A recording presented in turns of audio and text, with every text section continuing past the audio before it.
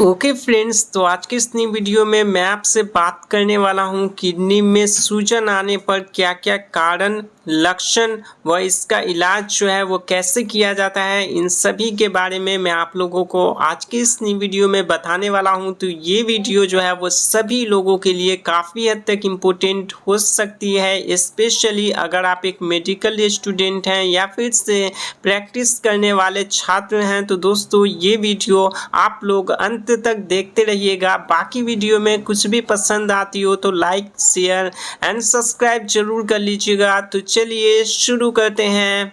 तो दोस्तों सबसे पहले हम जानने वाले हैं कारण के बारे में, यानी कि किसी भी व्यक्ति को किडनी में सूजन हो गई है तो किन कारणों की वजह से जो है वो सूजन आ जाती है। तो सबसे पहला है हमारा किडनी स्टोन, किडनी में पत्थर बनने से, ब्लड क्लॉट यानी कि खून का थक्का बनना, यूरिन इन्फेक्शन, यूरिन के रास्ते में किसी भी प्रकार की इन्फेक्शन या संक्रमण हो जाने पर, इनलार्ज प्रोस्टेट, ट्यूमर इन यूरिटर यानी कि यूरिटर में जो है वो ट्यूमर हो जाने पर, नैरो ऑफ यूरिटर, यूरिटर में नैरो आ जाने पर जो है वो नैरो हो जाने पर किडनी में सूजन जो है वो आ जाती है। बाकी फ्रेंड्स यहाँ पे हम लोग थोड़ा सा डिटेल में समझ लेते हैं नॉर्मल किडनी और इन्फ्लाम्ड किडनी के बारे में। तो जैसा कि आप लोग होम स्क्रीन पे देख ही सकते हैं कि नॉर्मल किडनी जो है वो कुछ इस प्रकार से होता है, जिसमें कोई भी इन्फ्लेमेशन यानी कि सूजन जो है वो नहीं आई हुई है। वहीं पर जो इन्फ्लाम्ड किडनी होती है ना, जिसमें सूजन आई हुई होती है,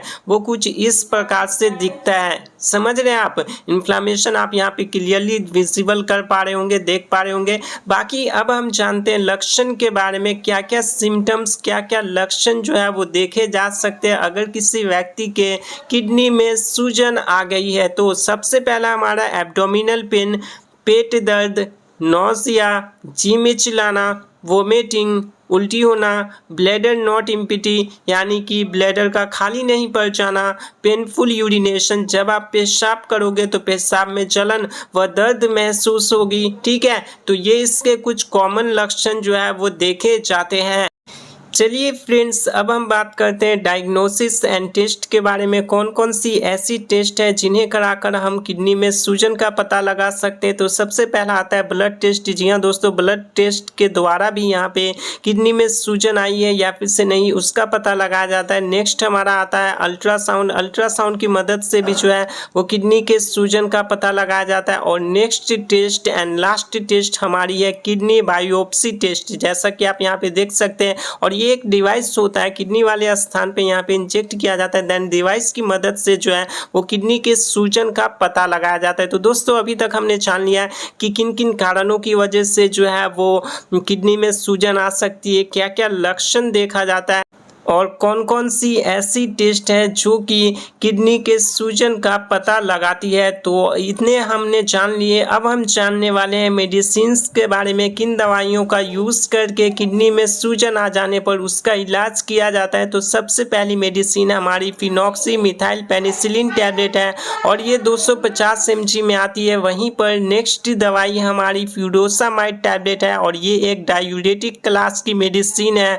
डायूरेटिक क्लास की मेडिसिन का यूज़ कब किया जाता है? तो देखिए, पेशाब होने में दिक्कत होना, पेशाबे रुकना या रुक रुक के होने पर जो है वो डायूरेटिक क्लास की मेडिसिन का इस्तेमाल किया जाता है, ताकि पेशाब जो है वो क्लियरली हो सके। और ये लैक्सिक नाम से आती है, जिसमें 40 mg जो है वो फ्यूरोसामाइड पाया जाता है। इसके डोज के बारे में बात करें तो 1 tablet BD after meal. BD कहने का मतलब कि दिन में 2 बार, खाना खाने के बाद जो है वो इस मेडिसिन का इस्तेमाल आप दिन में 2 बार कर सकते हैं। वहीं पर एक चीज़ का आपको ध्यान में रखना है, नोट करके रखना है, याद रखना है, इफ हाइपरक्लेमिया यानी कि कोई व्यक्ति अगर हाइपरक्लेमिया का पेशेंट है, हाइपरक्लेमिया में क्या होता है तो ब्लड पोटेशियम लेवल जो है वो इंक्रीज होता है। तो उस कंडीशन में जो है ना वो इस मेडिसिन का इस्तेमाल बिल्कुल भी नहीं करना है। दोस्तों नेक्स्ट मेडिसिन हमारी डेस्लोराटिडिन टैबलेट है और ये जो है वो डेस्लोनिक्स नाम से आती है, जैसा कि देख सकते हैं। और इसका उपयोग इफ इचिंग यानी कि खुजली होने पर जो है वो इस्तेमाल में ली जाती है, जिसका dose 1 tablet before sleep and after meal जो है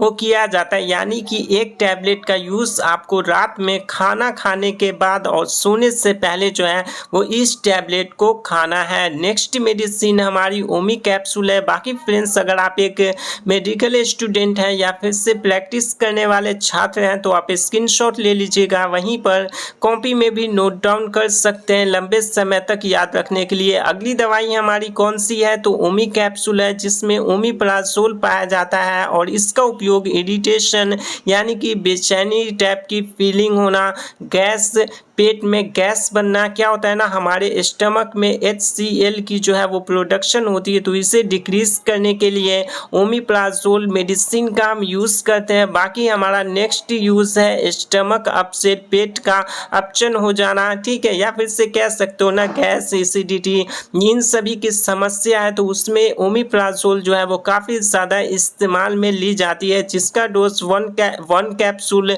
BD-TDS जो है वो लिया जाता है बिफोर और आफ्टर मील, खाना खाने से पहले या फिर से खाना खाने के बाद जो है वो इस मेडिसिन का आप यूज़ कर सकते हैं। वहीं पे 1 कैप्सूल BD-TDS जो है वो इसका डोज ले सकते हैं, यानी कि एक दिन में जो है वो 2 से 3 कैप्सूल का इस्तेमाल कॉमनली किया जाता है।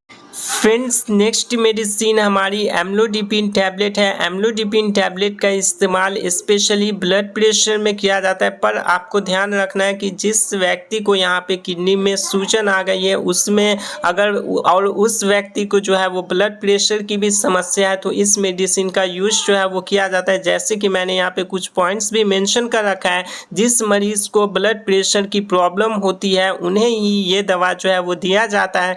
बाकी इसका dose 1 tablet OD after meal जो है वो लिया जाता है, यानी कि एक टैबलेट का इस्तेमाल आपको एक दिन में एक बार करना है और खाना खाने के बाद जो है वो यूज़ किया जाता है। जानते हैं नेक्स्ट मेडिसिन के बारे में, जो कि डोम्पेरिडोन टैबलेट है और ये जो है वो 5 mg में आती है। वहीं पर इसका उपयोग नौसिया यानी कि जी मिचलाना, वोमिटिंग, उल्टी होना, देखिए मैंने आपको लक्षण में ही बताया है कि नौसिया यानी कि जी मिचलाना, वोमिटिंग, उल्टी होना, इसके लक्षण जो है वो कॉमनली देखे जाते हैं, तो उस कंडीशन में जो है वो डोम्पेरिडोन टैबलेट का इस्तेमाल किया जाता है। बाकी इसका यूज़ 1 टैबलेट BD या TDS जो है वो लिया जाता है आफ्टर मील, यानी कि खाना खाने के बाद जो है वो एक दिन में 2 से 3 टैबलेट का इस्तेमाल कर सकते हैं। BD कहने का मतलब दिन में 2 बार और TDS कहने का मतलब कि दिन में 3 बार होता है, ठीक है। तो डोम्पेरिडोन टैबलेट का इस्तेमाल आपको एक दिन में कितने बार करना है तो 2 से 3 बार जो है वो कॉमनली कर सकते हैं। तो दोस्तों ये सभी दवाइयाँ थी जो कि किडनी में सूजन आ गई है तो उसके इलाज में इन दवाइयों का इस्तेमाल किया जाता है। बाकी ये सभी दवाइयाँ काफ़ी असरदार मानी जाती है, काफ़ी ज़्यादा बिकती है। बाकी फ्रेंड्स, अगर आपको वीडियो पसंद आई हो तो वीडियो को लाइक एवं चैनल को सब्सक्राइब जरूर कर दीजिएगा, क्योंकि आपके एक लाइक और एक सब्सक्राइब से हमें काफ़ी सारा मोटिवेशन मिलता है। उसी के साथ साथ इस वीडियो में जितनी भी दवाइयों की जानकारी दी गई है उन सभी दवाइयों में से किसी भी मेडिसिन का यूज़ खुद से बिल्कुल भी नहीं करना है, डॉक्टर के प्रिस्क्रिप्शन या फिर से डॉक्टर के सलाह से ही यूज़ करना है। अगर आप खुद से किसी भी दवाई का यूज़ करते हैं और कोई भी प्रॉब्लम आता है, साइड इफ़ेक्ट आता है, तो उसके जिम्मेदार जो है वो आप खुद होंगे, क्योंकि ये वीडियो सिर्फ और सिर्फ एजुकेशनल पर्पस के लिए बनाई गई है। तो आज की इस वीडियो में बस इतना ही, मिलते हैं एक नई वीडियो में एक नए टॉपिक के साथ। तब तक के लिए जय हिंद, वंदे मातरम।